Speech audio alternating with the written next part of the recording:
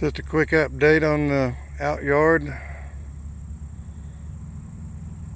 Mid to late August. Hive here on the left is still struggling.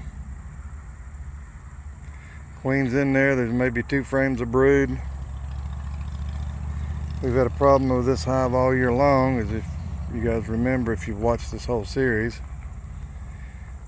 The one next to it was a swarm I brought in later that's doing outstandingly well. Has a brood chamber, an 8 frame deep on the bottom, just jam-packed full of open brood, ready for the fall flow when it hits here in a couple of weeks.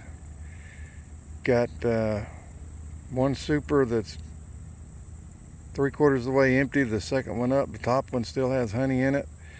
The one next to it, that's a nuke that I brought over from my yard, what kind of bees I sell, the Canadian Buckfast, and they're doing outstandingly well. She's got two brood chambers full of brood, open brood, eggs, some cap brood, just ready for the fall flow.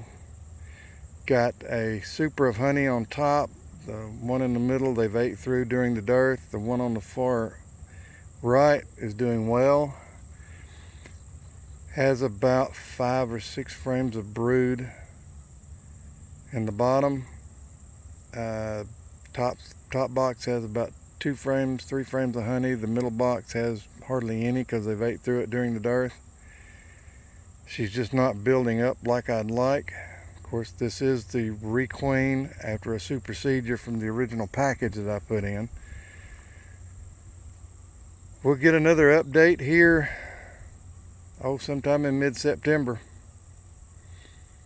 See what they're doing as the fall flow starts. Thanks for watching Woolly Bees.